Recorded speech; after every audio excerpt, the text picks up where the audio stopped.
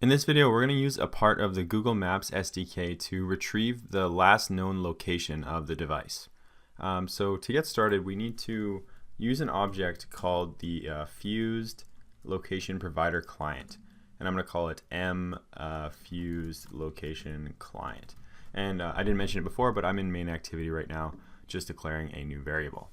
After you have the client declared up top, we need to instantiate it. So I'm going to do that inside of onCreate. So I'm going to go fused location client equals location services dot get fused location provider client, and then pass the context.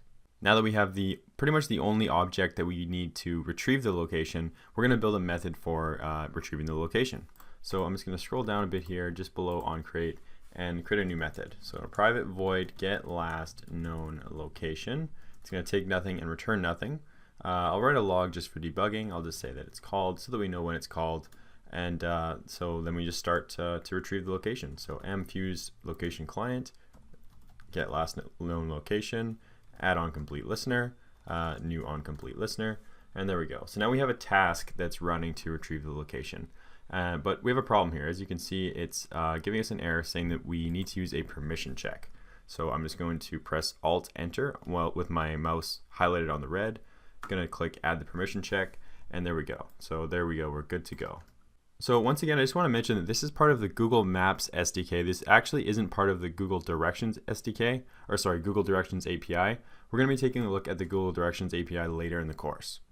Okay, so if we want to check for task completion first of all. So if the task is successful, then we know we were able to retrieve the location.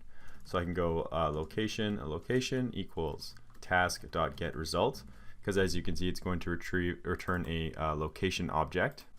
Then we can get a geopoint. So geopoint equals new geopoint, and we can pass location.getLatitude and location,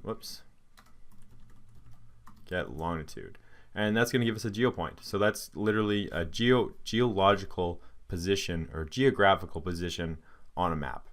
And let's just print some logs for debugging. So latitude,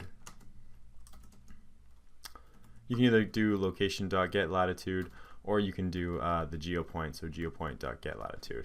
Either one. I just have the geopoint object here because we're going to be using that later in the course, because obviously the geopoint isn't necessary here. So longitude, get longitude, because I could have just as easily written, location get latitude, location.get longitude. It's just I know we're going to be using the geopoint object later. That's why I included it now. So now where do we call this method? Basically, we want to call this method whenever we have gotten all the required permissions we need. And of course, the permissions that I'm referring to are the ones that we went over a couple of videos ago.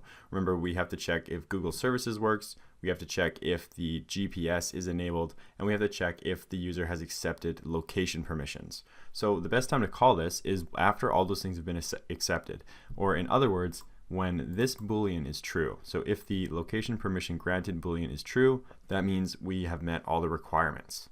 And actually, right now there's another method that's called in that exact circumstance. So if you search for a method named getChatRooms, we basically want to call this every time getChatRooms is called. So if I just go get last known location, because it's just after getChatRooms, then I go to the next one. You can see getChatRooms is again called there, so I want to get the get last known location, and once again should be one more. That's the method itself right there. So get last known location.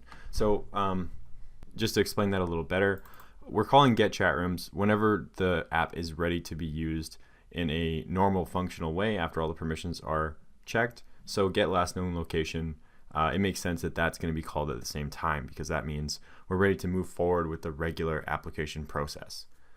So we're going to watch this in the log when we run it and watch for these log outputs. So I'm going to run it. I'll make sure the log is open. Right device is selected, and I'm going to filter on get last known location. Okay, let's go to the chat room. I'm going to move. Oh no, we don't want to go to the chat room.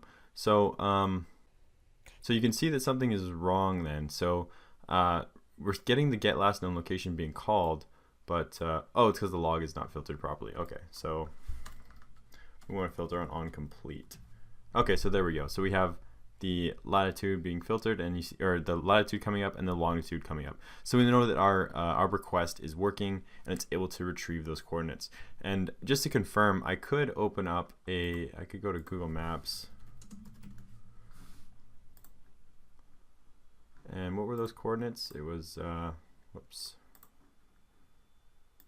49 and negative 122. So let's just see if that's my approximate coordinate. So 49, negative 122.